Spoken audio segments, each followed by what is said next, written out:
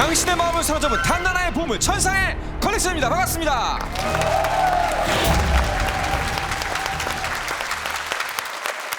자, 오늘은 굉장히 특별한 이야기를 해볼까 하는데요. 불광 불금. 미치지 않으면 닿지 못한다. 어떤 일을 함에 있어서 미치지 않고서는 어떤 경지에 이르지 못한다는 말을 뜻하잖아요. 오늘 만나보게 될 주인공들을 가장 압축적으로 설명한 말이 아닐까 싶습니다.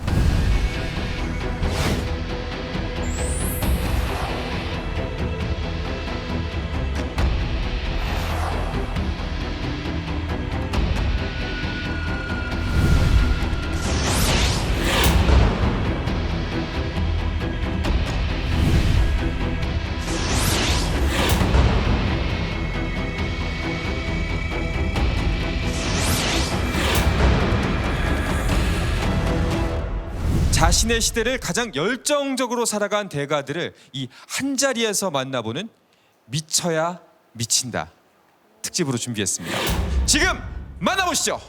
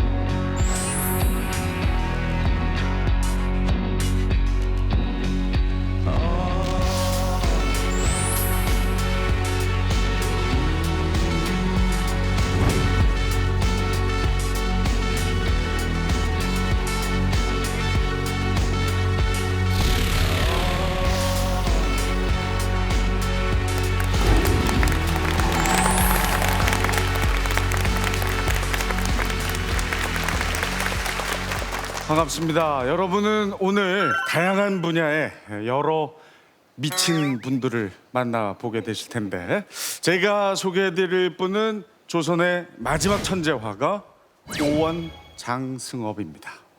아하, 그림에 미친 사람을 소개하려는구나 싶으시죠? 물론 그림에 미친 사람입니다.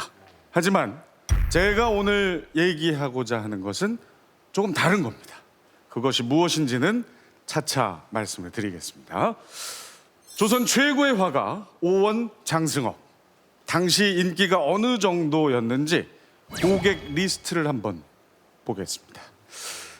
영의정 김병시, 우의정 정범조, 한성 판윤, 서울시장입니다.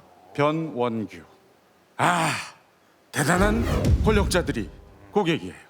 그런데 이들도 장승업의 그림을 받으려면 번호표를 뽑고 기다려야 했습니다. 왜냐? 바로 고종 임금도 장승업의 고객이었기 때문에. 조선에 잘 나가던 권력자는 물론이고 임금까지도 꼭 갖고 싶어 했던 것, 그것은 다름 아닌 장승업의 신선 그림이었습니다. 제가 오늘 소개할 보물, 장승업의 신선 그림 중에서도 으뜸으로 손꼽히는 바로 삼인문연입니다.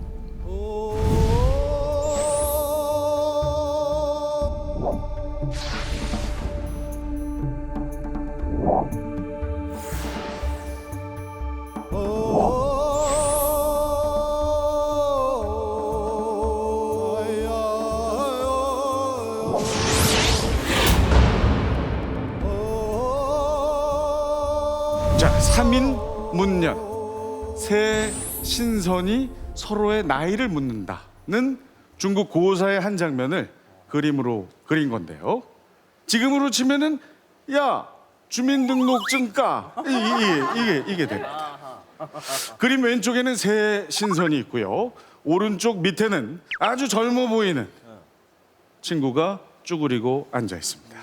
자, 먼저 신선들이 어떤 얘기를 하고 있는지 들어보겠습니다. 이 세상을 처음 만든 녀석 있지? 내가 걔하고 아주 죽마고우라니까 글쎄. 자기가 중국 전설 속의 조물주인 반고라는 신하고 친구였답니다. 자, 다음. 나는 뽕나무 밭이 바다가 될 때마다 집에 나뭇가지를 하나씩 갖다 놨는데 그게 벌써 방 10칸을 다 채웠지 뭐야. 더 심해지죠? 네. 뽕나무 밭이 바다가 되려면 엄청난 세월이 필요한데 그때마다 나뭇가지 하나씩 했는데 그게 방 10칸이다. 네. 저 너머에 그 집이 보입니다. 네, 가지 보이죠? 자, 그렇다면 마지막 신선. 나는 3,000년에 한 번 열리는 복숭아를 먹고 씨를 저 산 아래 버렸거든.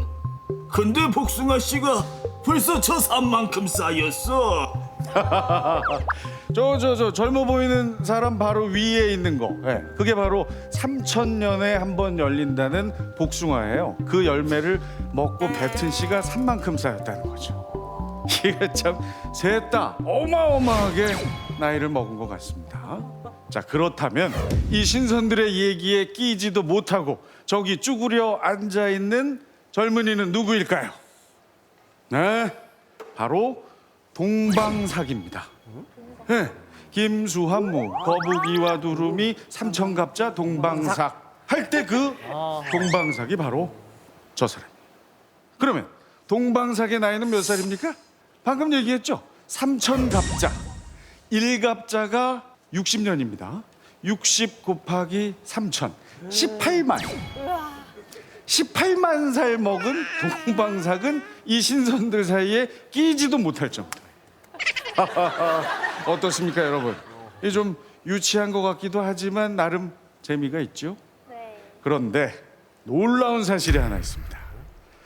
이 원래 3인문년 고사에는 동방삭이 등장하지 않습니다. 아마 그림을 그리던 장승업이 조금 더 재미있게 만들 방법이 없을까 고민하다가 슬쩍 끼워 넣은 것이 아닐까 싶습니다. 무엇이든 척척 그려냈던 조선 최고의 화가 장승업. 하지만 그는 규칙에 따르고 체면을 지키는 허울만 좋은 그림을 그리고 싶어 하진 않았던 것 같습니다. 웃기고 싶으면 덧붙이고 과하다 싶으면 빼버리는 그만의 자유로움에 미쳐있는 사람이었던 거죠.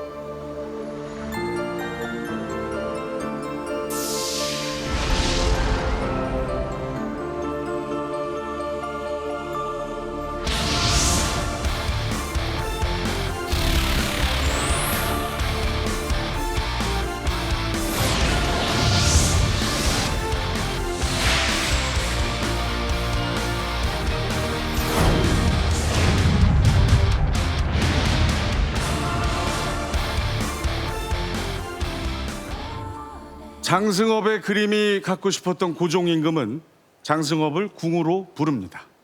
쾌적한 작업 공간, 질 좋은 미술 재료들을 아낌없이 지원합니다. 행여나 배고플까, 또 술 고플까, 좋은 음식, 적당량의 알코올 모두를 제공합니다. 보통 화가였다면 그야말로 얼씨구나죠. 예?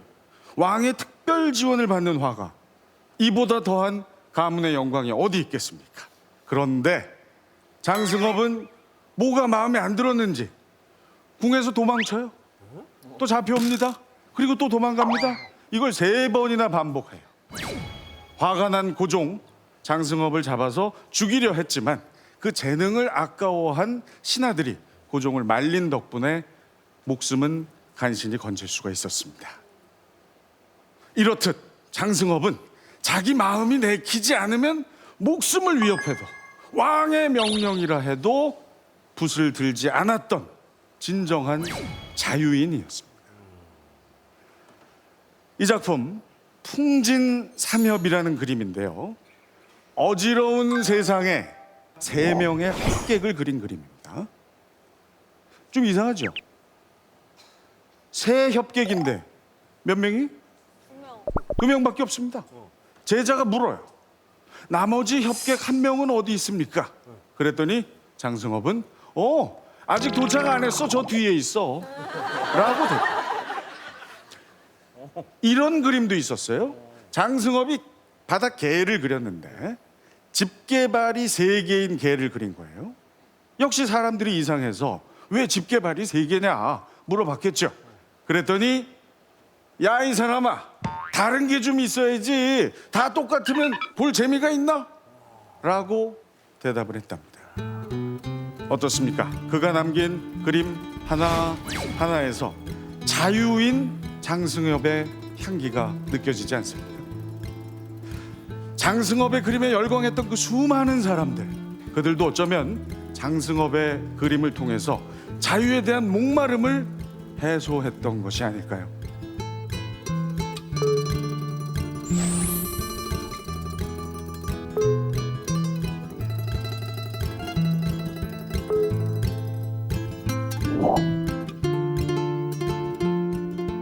장승엽의 마지막 순간이 어땠는지에 대한 기록은 정확하게 남겨진 것이 없습니다.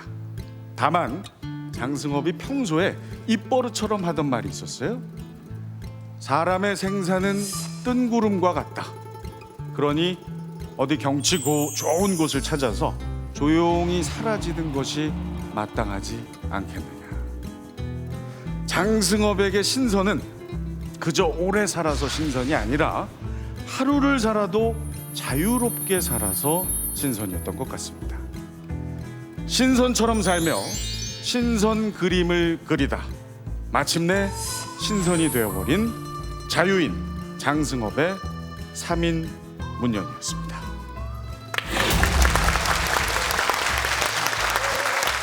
그 신선이 사실 굉장히 동양적인 소재잖아요. 다니엘 씨는 좀 생소하지 않았을까 싶어요. 저는 말 그대로 매우 신선했죠. 네. 어떻게 보면 신선했어요. 왜냐면 약간 이런 그림을 저도 처음 봤고 저는 그 신선 그런 개념 자체 몰라서 그 그림을 처음으로 봤을 때는 저는 그냥 스님인 줄 알았어요. 근데 얼굴을 왜 이렇게 약간 나이 들어 보이게 그렸을까라는 생각 들었는데 이제 그 배경 이야기 듣고 참 재밌었어요. 우리가 알고 있는 신선은 뭔가 약간 좀 우아하고 뭔가 좀 고상하고 이런 느낌인데 신선치고는 약간 조금 해괴합니다, 생긴 게. 신선 얼굴 색깔 때문에 그런 것 같아요. 근데 그만큼 오래 살았다는 뜻으로 일부러 얼굴 색을 좀 저렇게 칙칙하게 한 건가 이게 싶은데요. 회죽쭉해서 거무튀튀하고. 장승엽은 원래 저런 색깔로 칠하려고 했던 게 아니라 하얀색으로 칠하려고 했던 것 같아요. 그래서 백분이라는 걸 사용을 했는데 이 백분이라는 게 안에 납성분이 들어가 있습니다. 그래서 시간이 흐르다 보면 색깔이 이렇게 거무튀튀하게 어두워져요. 그러다 보니까 지금의 기묘한 신선 얼굴이 된 것 같아요. 요 실제 요 크기를 한번 봤으면 좋겠거든요. 제가 한번 이게- 풀어드릴게요. 예, 예. 아, 이거는? 생각보다 꽤 크다고 하더라고요. 그림이. 네. 오, 이게 굉장히 큽니다. 우와. 굉장히 큰 키인데요? 워낙 그림이 길고 크다 보니까 요거를 집에 딱 걸어놓을 정도면은 그 시절에는 제법 굉장히 좀 부자이거나 높은 사람이 아니겠느냐 이런 생각이 들거든요. 그렇죠. 굉장히 못 그리는 그림이 없었어요. 김영절자라든가 산수화라든가 고사인물화라든가 뭐 이런 것들 다 그랬고 굉장히 사실적으로 그렇기 때문에 누구든 대중적으로 다 좋아했던 화가죠. 근데 이제 그림을 보면요. 우리가 조선시대 그림 하면은 미술 시간에도 배웠잖아요. 약간 여백행이. 비어 있어야 되거든요. 그렇지. 산 하나 그리고 난 하나 치면은 나머지는 비워둬야 되는데 이거 굉장히 빽빽합니다. 꽉 채웠네. 꽉꽉 채워놨어요. 거의 빈 공간이 없어요. 아, 박영진 씨가 아주 예리한 지적해 줬습니다. 정확해요. 알찹니다. 빈틈없이 아주 빽빽하죠. 바위, 나무, 또 인물 묘사 아주 꼼꼼하고 정교합니다. 자유로운 영혼이었던 장승엽이 이렇게 정성을 들인 경우 흔치 않습니다. 아마도 장승엽에게 정말 큰 은혜를 베푼 사람에게 준 것이 아닐까 그렇게 추측이 됩니다. 아니 이게 뭐 어느 정도 은인이길래 자유로운 영혼이 이렇게 꽉꽉 채워갖고 그러니까 양조장 사장 뭐 이런 분. 원하는 대로 술을 주겠다든가 30년산 정도는 줘야 그릴 수 있거든요. 약간 딜이 좀 있었던 것 같은데요. 이 그림 구성 한번 같이 봐보시겠어요? 위에서부터 아래까지 지금 내려오는데 기암괴석들이 있고 파도가 있습니다. 저것들은 뭐냐면은 나이를 얘기하기가 어려울 만큼 오래된 것들이죠. 영원 불멸의 것들인데 거기서 제일 재밌는 것은 바로 동방삭의 자세를 가만히 보시면 동방삭 머리 위쪽에 불로장생을 나타낸다고 하는 지금 복숭아가 있고요. 그 복숭아를 흘긋 보는 것 같으면서도 사실 이렇게 자세히 보면 화면 밖으로 또 눈이 가 있는 것 같기도 하거든요. 그래서 이 마치 저 신선 시대의 저러한 어떤 불로장생을 우리한테까지 오히려 이렇게 던져주는 게 아닌가라고 생각이 됩니다. 구성적으로 너무 탁월해요. 네. 아까 그 고종이 궁에 장승업을 불러들여서 그림 그리라 했는데 장승업이 계속 도망갔다라는 얘기 했었죠. 결국 장승업에게 그림을 받아냈습니다. 그런데 그것도 역시 신선 그림이었어요. 보실까요? 추남극 노인, 춘남극 노인이라는 작품입니다. 우와, 머리가 무서워. 예.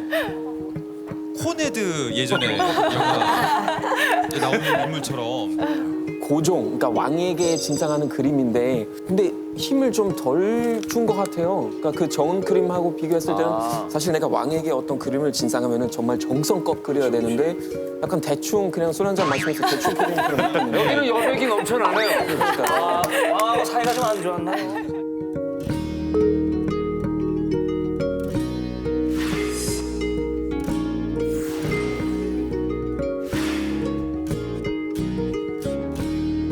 이번에 장승업을 소개하면서 서경석 씨가 또 남다른 애정을 보이신 것 같아요. 네, 솔직히 그 일반적인 삶의 태도로는 바람직하지 않을 수 있죠. 하지만 주변 눈치 보지 않고 형식, 체면, 얽매이지 않는 이 자유로운 정신만큼은 우리 예술인이 갖추어야 할 아주 이상적인 모습이 아닐까 싶습니다. 그림 그릴 때는 꼭 술이 있어야 하고요. 옷을 또 훌러덩 벗어요. 그리고 책상 다리로 착 앉아서 물감도 그냥 방바닥에 이렇게 쓱쓱 풀어놓고 그렸다는. 예.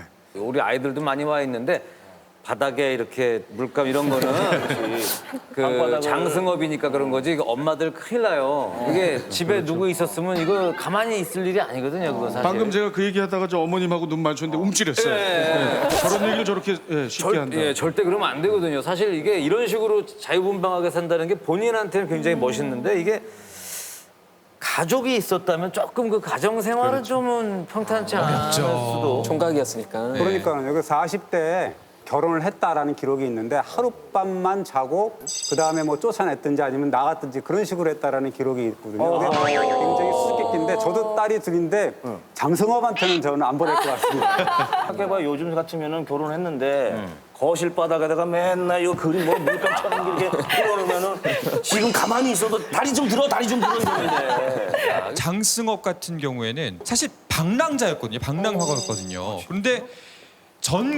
전국에 이렇게 많이 이름을 알리고 많은 사람들에게 사랑을 받을 수 있었던 비결은 또 무엇이었을까요? 바로 천재를 알아봐주는 후원자가 있었다는 거. 원래 장승업이 이응헌이라는 사람 집에 머슴살이를 했었어요. 그런데 이응헌이 우연히 장승업이 그림을 그리는 걸 보게 됩니다. 근데 너무 뛰어나요. 그 그림을 보자마자 장승업의 작품을 후원하기 시작합니다. 장승업 같은 경우도 당시에 19세기 그 화원화가 대표적인 그 유숙이라는 분이 있거든요. 그분의 사사를 받았다라는 얘기가 좀 있고요. 많은 그 중인들의 도움을 받았고 위창 오세창 선생의 어떤 그런 또 친구고 여러 가지 그 후원자들이 많았거든요. 장승업 같은 경우에는 워낙에 그 근대 미술을 열었었던 소림 조석진하고 신전 안중식이라고 하는 주 화가를 배출한 사람으로 알려져 있고요. 실제 우리나라 근대 화풍을 잇는데 이 두 사람의 업적이 엄청난데 장승업이라고 하는 사람의 전통적인 시각과 해석이라고 하는 부분을 우리가 무시할 수가 없다라고 볼 수 있습니다.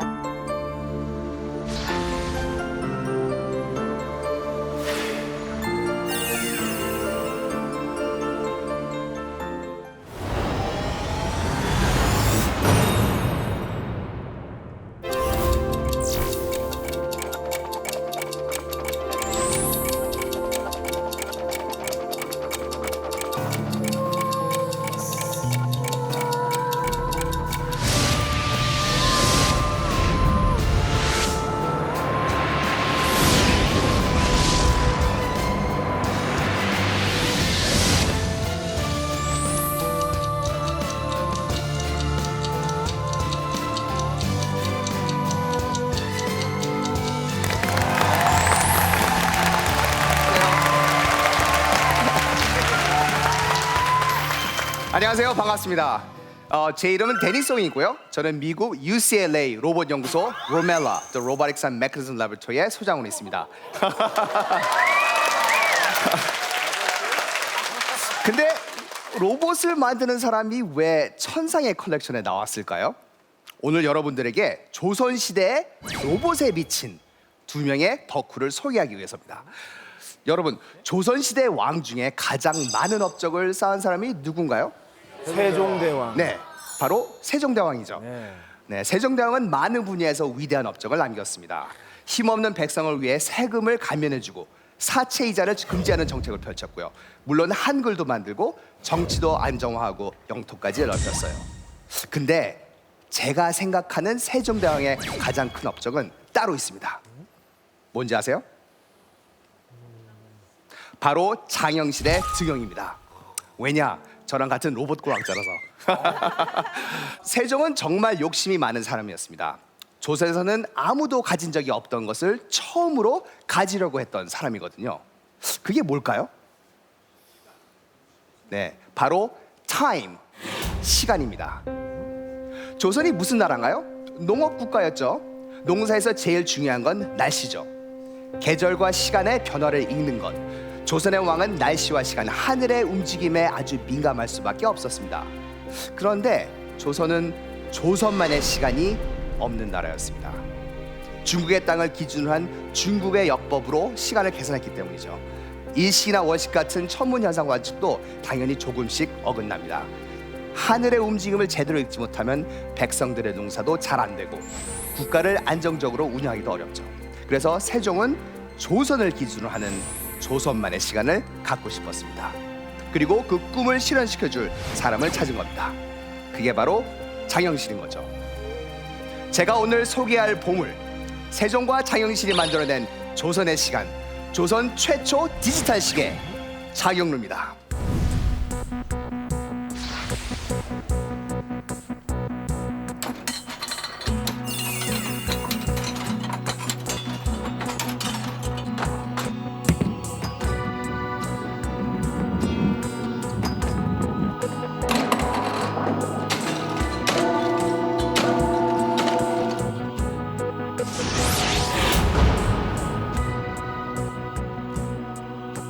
어떤가요?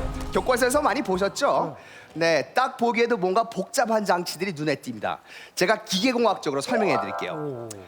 유체의 라미널 플로우가 컨스턴트 플로우를 유지하면서 포텐셜 에너지를 키네틱 에너지로 바꾸는 장치예요. 그러니까 밀도의 차이에 따라서 부연시 포스를 사용해서 구슬들을 움직이고 이에 따라서 아날로그 시그널을 디스크리타이즈 하는 거죠. 참 쉽죠?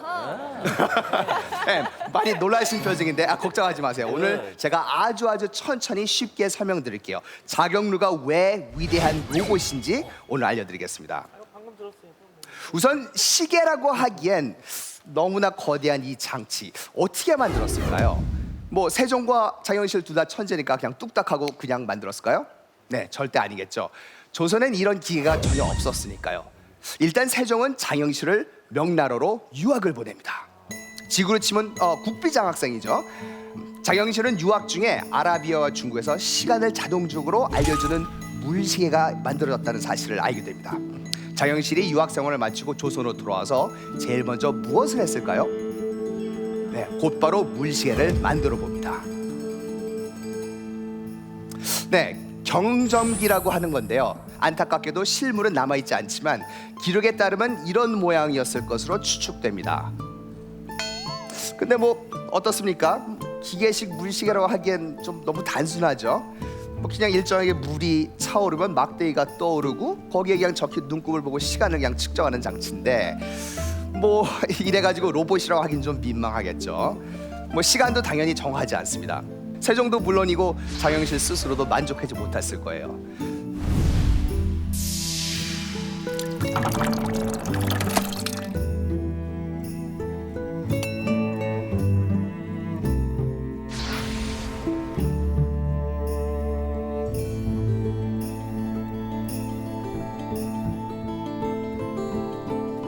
자, 여러분 제가 만든 로봇 중에 가장 처음으로 만든 휴머노이드 로봇 하나 보여드릴게요. 저 오른쪽 까만 옷 입은 바로 이겁니다. 어떤가요? 허접하죠? 네. 근데 로봇 공학자들은 진짜를 만들기 전에 시험하기 위해서 만드는 모델을 프로토타입이라고 부릅니다. 아이디어가 생겨서 막 신나게 만들어봤는데 막상 결과는 이렇게 초라한 경우가 많아요. 그런데 로봇을 만드는 과정이 그러합니다. 실패를 해보고 거기서 배우고 그리고 다시 또 일어나 도전하는 것이죠. 그래서 오히려 실패를 하지 않는다면 그것은 그만큼 새로운 곳에 도전을 하지 않았다는 이야기죠. 가능하다는 것을 미리 알고 만드는 것은 우리는 연구라 부르지 않고 숙제라고 부릅니다. 가능한지 아닌지 모르고 도전하는 것, 그것이 바로 덕후들이 하는 연구인 거죠. 그래서 장영실은 어땠을까요? 장영실은 저보다 더한 로봇 덕후였거든요. 처음 프로토타입의 물시계를 만들고 포기하지 않았습니다. 고민하고 실험하면서 조금씩 고쳐갔죠. 그렇게 보낸 시간이 10년. 그리고 마침내 조선 최초의 디지털 시계 자경루를 완성한 겁니다. 자, 이게 왜 위대한 로봇일까요? 일단 크기가 다른 여러 개의 항아리로 물을 일정하게 흘러보냅니다. 여기까지는 뭐 프로토타입하고 비슷하죠. 그렇게 해서 고인 물이 잣대를 밀어 올려서 나무 틀에 있는 작은 구슬을 떨어뜨려요.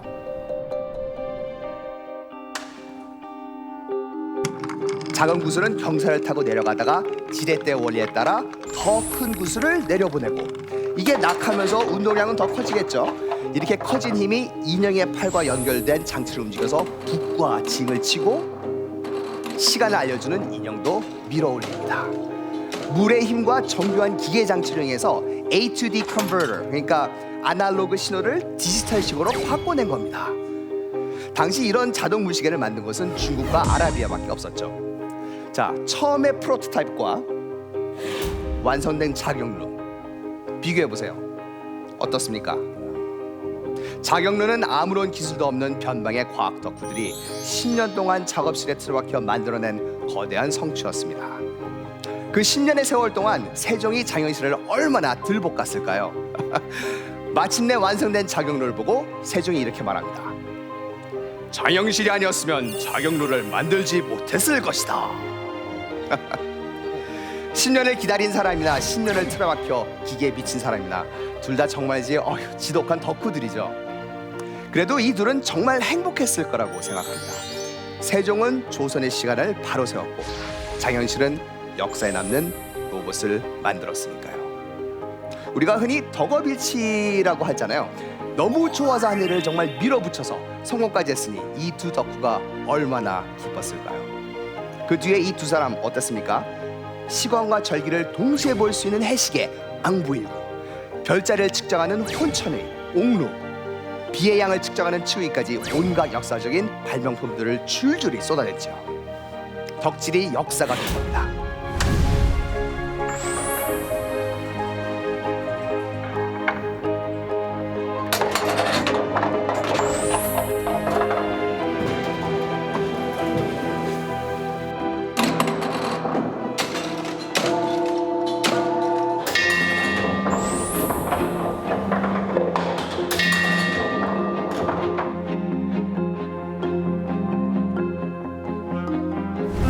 여러분, 조금 전에 제 프로토타입 로봇 보여드렸죠? 그걸 만들고 나서 10년 뒤 제가 만든 로봇입니다.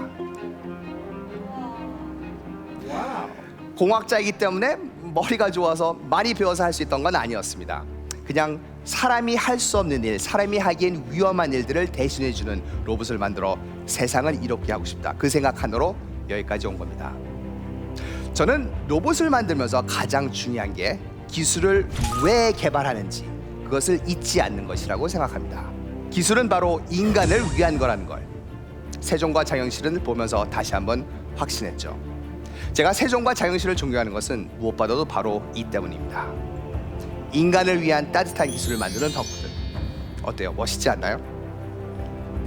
지금까지 조선의 두 과학 덕후가 만들어낸 조선 최초의 디지털 시계 자경루였습니다. 네, 감사합니다.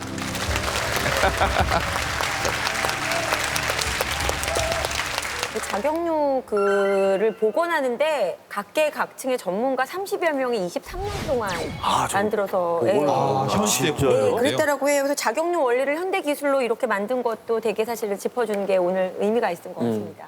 자경루의 모습을 보니까 이게 진짜 어마어마한 기술력이네요. 이게. 그러니까요. 아니 요즘 기술력으로 복원하는데 23년이 걸렸는데 그 시대에 10년 만에 만들었다는 거 아닙니까? 그러니까요. 이거 지금 이거 헐리우드 CG로도 이렇게 못 만들어요. 트랜스포머, 이거. 트랜스포머 같은 거에 진짜 이게. 터미네이터 같은 거. 저기 있는 종친 사람이 이렇게 내려간다니까.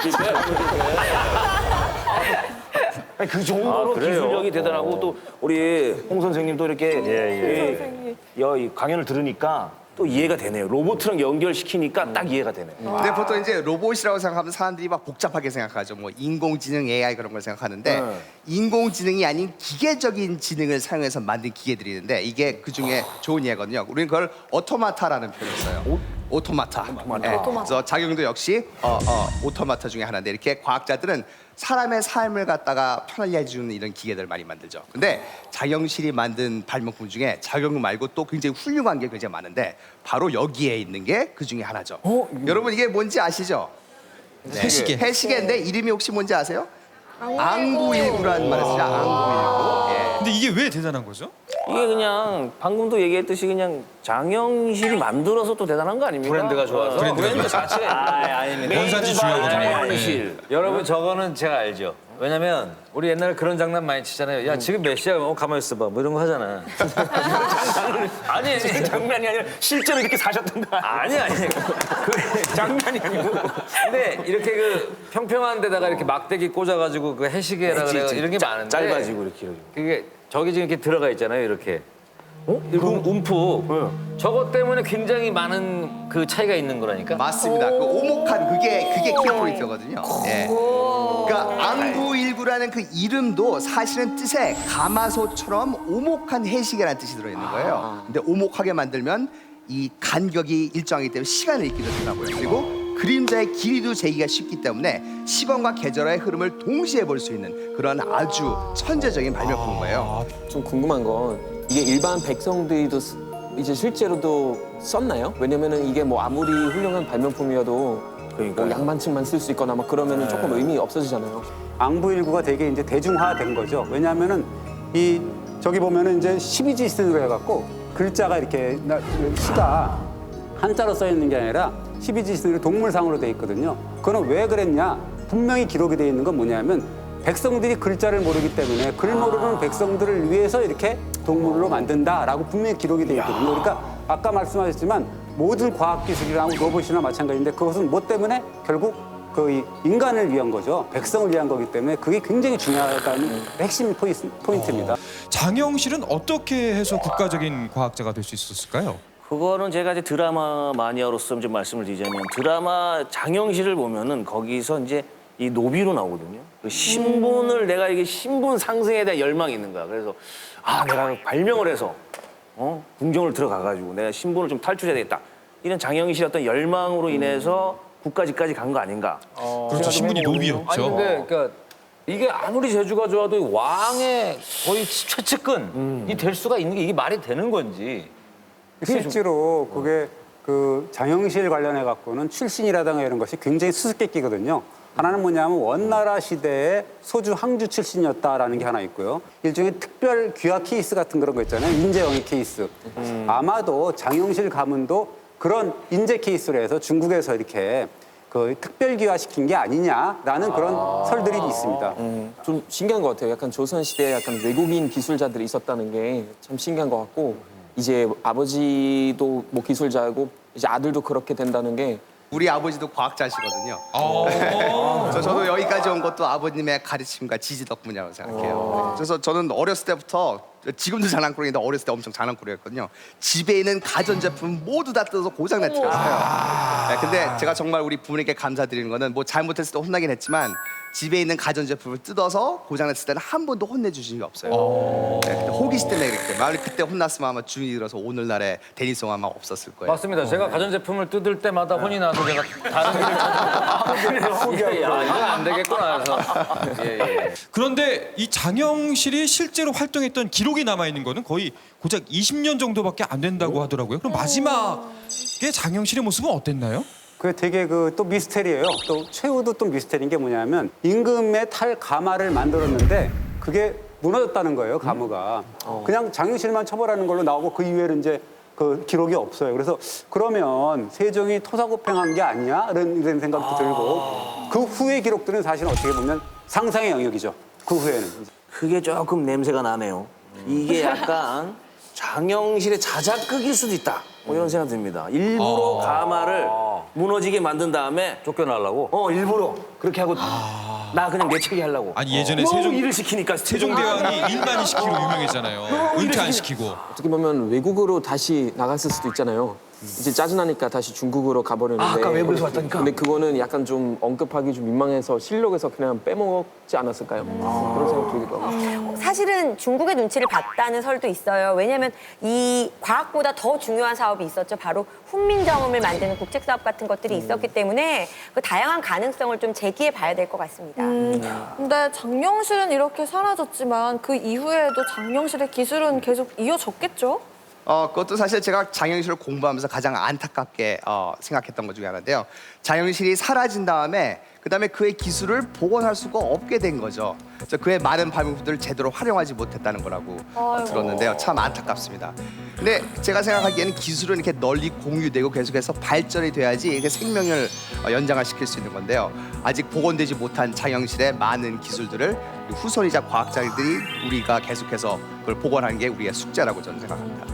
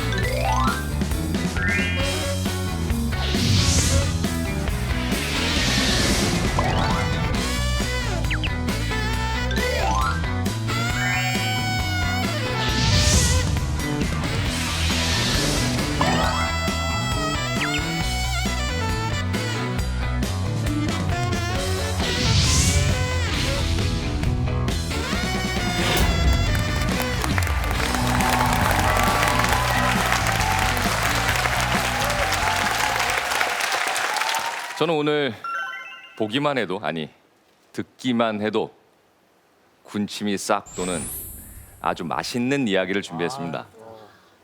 먼저 사진 한번 볼까요? 제가 인정하는 먹방의 신 두 분입니다. 뭐 보기만 해도 침이 막 고이죠. 그런데 이 먹는 걸로 이분에게 절대 뒤지지 않는 숨겨진 제의 고수가 있습니다. 예, 바로 접니다. 저는 맛있는 음식이 눈앞에 있으면 이렇게 무장해제가 됩니다. 행복한 표정도 저절로 나오고 끝까지 먹고 마지막까지 자리를 뜨지 않는 탐식가이기도 합니다. 뭐 요즘으로 치면 밥 잘 먹는 미식 오빠죠. 네. 그런데 여러분, 지금으로부터 약 400년 전에도 저처럼 맛에 미친 오빠가 있었다면 믿어지시겠습니까? 때는 조선 중기입니다. 당시의 양반들은 음식을 탐하지 말고 음식의 맛에 대해서도 논하지 말라는 성례학의 이념을 하늘처럼 떠받들고 있었습니다. 선비가 맛을 이야기한다. 경박하고 쓸데없는 짓을 한다고 손가락질 받는 그런 사회였죠. 그런데 그러거나 말거나 나는 평생 먹을 것만 탐한 사람이라고 스스로 당당하게 선언한 이가 있었습니다. 조선의 괴짜 미식가, 우리나라 최초의 음식 컬럼니스트, 바로 이 사람 허균입니다. 여러분들 허균 누군지 아시죠? 누구야 누구? 맞아요. 홍길동전을 쓴 그 허균 맞습니다. 허균이 한글 소설만 최초로 쓴 줄 아셨죠? 음식품 평서도 최초로 썼습니다. 바로 제가 오늘 소개할 보물이기도 한데요. 조선시대 미슐랭 가이드 도문대작입니다.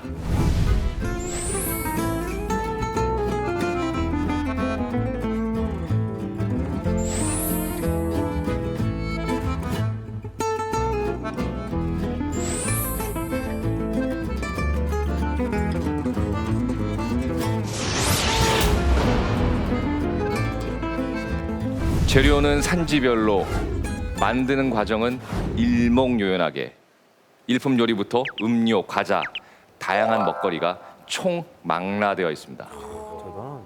여러분, 웅장 이거 뭔지 아세요? 웅장? 웅장 장. 곰 발바닥입니다. 아, 녹설과 녹미는 뭘까요? 녹용. 쌀? 사슴. 사슴형? 예, 사슴의 혀와 꼬리입니다. 그러면 표태 감이 오세요? 표태? 표범의 태? 맞습니다. 표범의 태아입니다. 태야? 태야요? 왕이 아니고서는 절대 먹을 수 없는 이 진귀한 음식을 맛봤을 정도면 허균이 먹을 복은 타고난 듯하죠. 실제로 허균의 아버지가 그 유명한 강릉의 명물 뭘까요? 순두부? 초당두부를 만든 허엽입니다. 초당두부를 만들었다고요? 아버지의 대단한 권세 덕에 허균은 어릴 때부터 먹고 싶은 건 원 없이 먹을 수 있었습니다.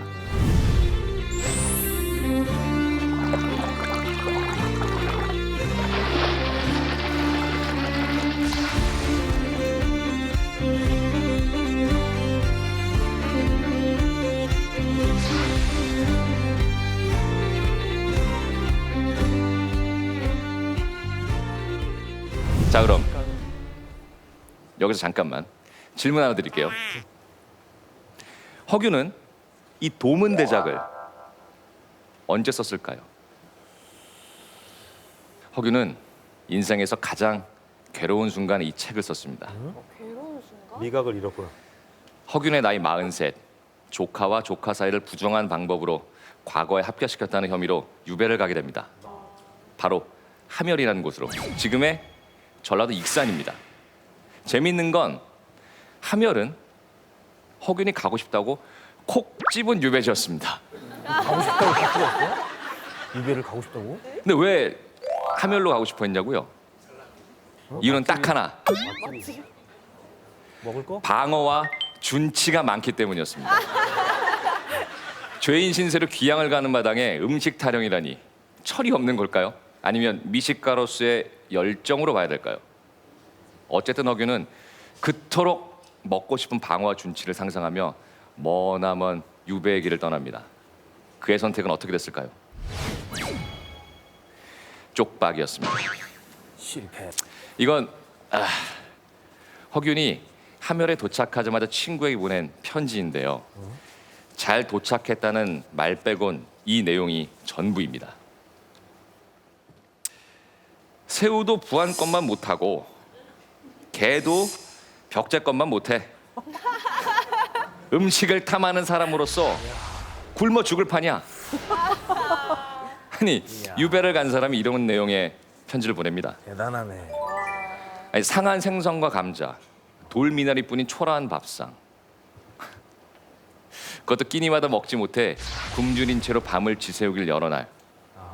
마침내 허균은 자신의 기억 속에 있는 음식을 모두 불러내기로 결심을 합니다. 이것이 바로 조선시대 미슐랭 가이드 허균의 도문대작이 탄생하는 순간이었죠.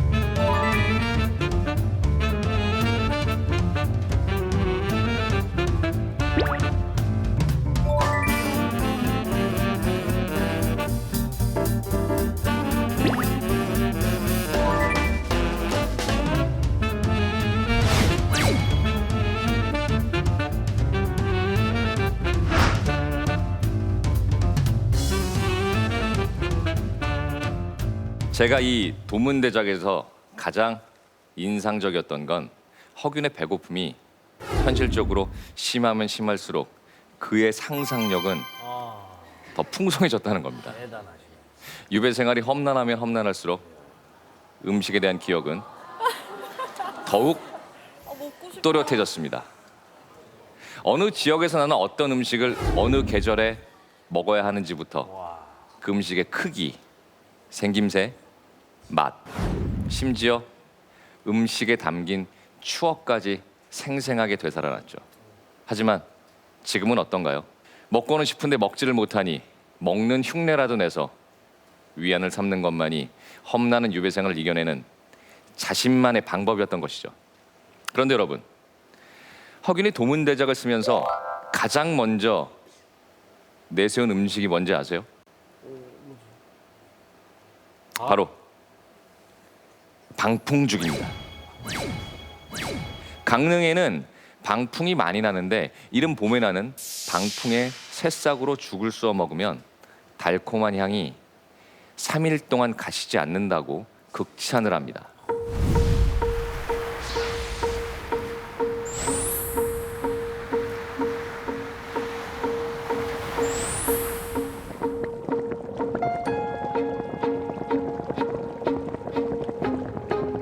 허균이 이 도문대작을 쓰면서 가장 먼저 떠올린 방풍죽, 여기에는 가슴 아픈 사연이 있습니다.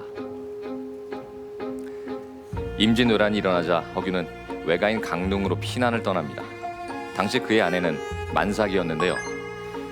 피난길에 아이를 낳고 그만 세상을 떠나고 맙니다. 그리고 며칠 뒤 갓난 아이마저도 젖을 먹지 못해 세상을 뜨죠. 그런 허균을 위로해준 음식이 바로 이 방풍죽입니다. 가족을 한꺼번에 잃어버린 상실과 슬픔을 달래준 따뜻한 죽 한 그릇. 허균은 유배지에서 힘든 시간을 보낼 때 가장 먼저 방풍죽을 떠올렸다는 건 어쩌면 그 옛날 방풍죽에게 받았던 위로가 필요했기 때문이었는지도 모르죠. 그는 지방 수령 자리 하나 꿰차고 지인들과 함께 맛있는 음식을 먹고 즐기는 게 평생의 소원이었어요. 다만 바라는 것은 동이에 술이 비지 않고 부엌의 연기가 끊기지 않으며 물에서 고기를 낚을 수 있다면 일생이 만족하니 무엇을 더 바라겠는가. 요즘 소확행이란 이야기 많이 하잖아요. 저는 그 원조가 이 허균이라는 생각이 들어요. 맛있는 음식을 좋아하고 좋아하는 사람들과 나누는 것이야말로 소소하지만 확실한 행복이라는 것을 그는 이미 400년 전에 알고 있었으니까요. 조선시대 억눌려 있던 탐식의 본능을 깨운 팔도 미식기행의 선구자 허균. 그가 남긴 최초의 음식 품평서 도문대작이었습니다. 감사합니다. 이게 유배지에서 그걸 못 먹으니까 적어놓은 거잖아요. 여기 보면은 되게 많거든요, 이렇게. 이게 유배지에서 못 먹으니까 적어놓은 건데 이걸 딱 이 얘기 딱 듣는 순간에 떠오르는 게 남자분들 많이 공감하실 텐데 군대 가고 그 첫 휴가 나가기 전에 맞아요.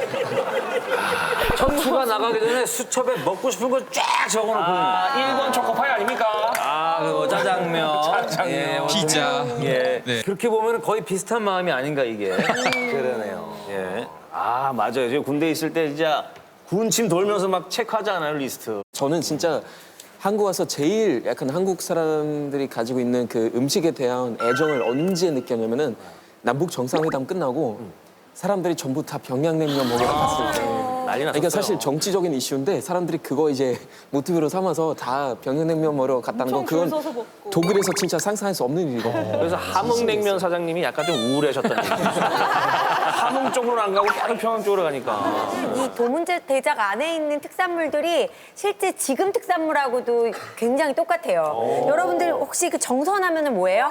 정선? 네, 정선 아리나? 정선. 금색배. 네. 네네. 그리고 지리산하면 먹감. 이런 것들이 지금 그 적혀져 있는 그대로가 지금하고 유사했다고 하는데 바로 이러한 것들이 뭐냐면은 바로 이 정혁윤의 입맛을 사로잡은 팔도의 맛이었다라고 하는 거죠. 아까 저 우리가 생소한 이름을 들었잖아요. 방풍죽. 아주 그 우리 허균 선생이 아주 최고로 쳤다는. 그거 다음으로 설명이 아주 길게 붙어 있는 그 음식이 석용병인데. 석용병이요? 석용병. 석용병이라는 그 떡의 이름이랍니다. 이게 뭔지를 모르겠어요. 내가 풍악에 구경 가서 표은사에서 자게 되었는데 그 절에 주지가 저녁상을 차려왔다. 상에 떡 한 그릇이 있었는데 이것은 맛이 매우 좋아 찹쌀떡이나 감떡보다도 훨씬 낫다. 잠시만요. 그럼 석용을 넣었다 그러는데 석용이 뭡니까? 석용? 석용이 석이죠, 석이버섯인데 그 석이가 사실 이끼류라고 하는데요. 바위 틈에 이렇게 자라서 1000m 이상 해발되는 높은 산에 자라서 굉장히 귀한 음식이고 양이 적기 때문에 그걸 가지고 뭐 떡 만들고 이런 게 거의 뭐 없다 그러죠. 방풍죽도 그렇고 뭐 석용병도 그렇고 이게 사실은 지금 뭐 없는 음식이라면서요. 구하기가 힘들죠. 말 그대로 예. 그림의 떡이네요, 진짜. 그러니까 뭐- 맛이 궁금한데. 그래서 박영진 씨를 위해서 제가 준비했습니다. 석용병을요? 그럼요. 진짜요?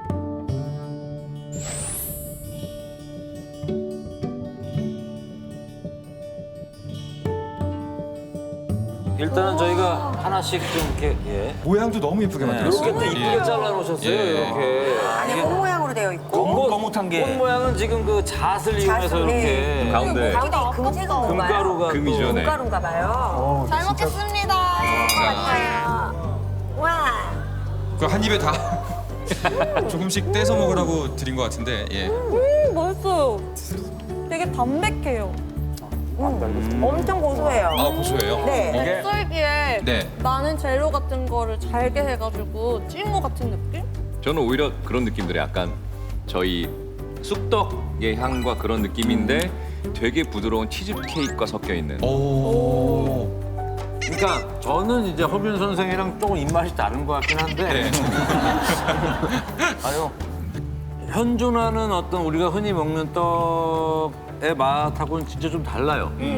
실제 겪어보지 못한 맛인 것 같아요. 그렇게 달진 않은 것 같아요. 원래 떡 요즘은 되게 좀 설탕도 많이 얹어서 달게 건강식 만드는데 케이크 같기도 하고요. 네. 허균 선생님이 왜 이렇게 이 석용병에 대한 설명을 길게 썼는지 알 것 같아요. 네, 뭔가 설명하기 애매하고 뭔가가 여러분들에게 구절절 다 설명해야 돼. 진짜 그 나물의 향도 좀 느껴지면서 아니, 제가 당뇨 환자인데 지병까지 이게 괜찮아요 이게. 너무 달지도 않고 괜찮아요. 각자 지병 하나씩 얘기하세요. 왜 이렇게 슬프게 가세요, 선생님? 허균이 음식을 선물로 받으면 그게 가장 기뻤다고 해요. 그렇구만. 음식을 선물을 받은 걸 먹으면서 나도 모르게 막 시상이 떠오르네 하면서 막 그 선물해주신 분께 편지를 쓰기도 했는데 제가 한번 읽어드릴게요.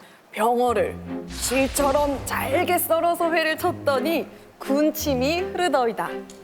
젓가락으로 집어서 입에 넣으니 평소에는 국수나 먹던 창자가 깜짝 놀라서 천둥 소리를 냈습니다. 라고 이렇게 편지를 썼대요. 표현도 좋네요, 진짜. 근데 허균 같은 경우는 한마디만 하자 그러면 도문대작이라는 게 푸주권 앞에서 입맛만 다신다는 거잖아요. 그러니까 한때 부귀영화가 있어서 자기도 엄청나게 많은 음식을 먹었는데 지금은 어떠냐.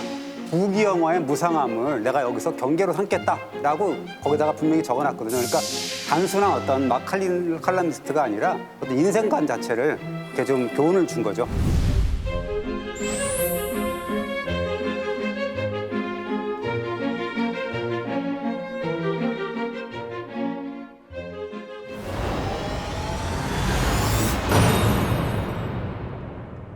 자, 여러분. 이번 주 천상의 컬렉션을 선정할 준비 되셨나요? 네. 좋습니다. 자, 그럼 이번 주 천상의 컬렉션을 결정하게 될 여러분들의 마음을 마지막으로 움직일 수 있는 최후의 기회, 최후의 한마디 시간입니다. 취화선의 한 대사를 패러디하는 걸로 대신하겠습니다. 세상이 뭐라 하던 난 서경석이요. 일본이 최고요. 최고가 일본인데 내 일본을 두고 어찌 망설이시오. 감사합니다. 야, 한번 상상해 보세요. 만일 세종대왕과 장영실이 없었다면 조선의 시간도 없었을 겁니다. 저 역시 두 사람의 열정을 가슴 깊이 담고 로봇을 만들어 가려 합니다. 여러분 그 열정에 공감하셨나요? 그럼 열정적으로 버튼을 누르시면 됩니다. 2번입니다. 기분이 저기압일 땐 반드시 고기압으로 가라. 정말 명언 아닙니까?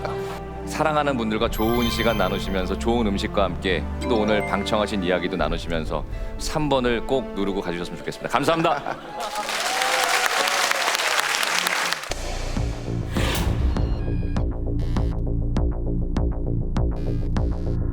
자, 여러분 마음의 결정 내리셨습니까? 좋습니다. 천상의 컬렉션, 당신의 마음을 사로잡은 단 하나의 보물을 선택해 주세요.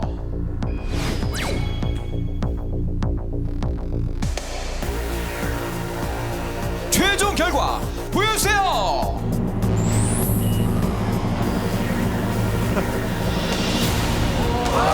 축하드립니다. 오늘의 천상의 컬렉션에는 호스트 데니스의 자경루가 올랐습니다. 축하드립니다.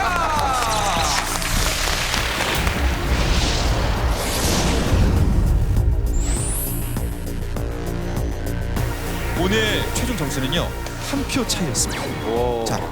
자, 우승 상품으로 문화재 보호기금의 기부자로 본인의 이름으로 등록됩니다. 다시 한번 큰 박수 보내주십니다.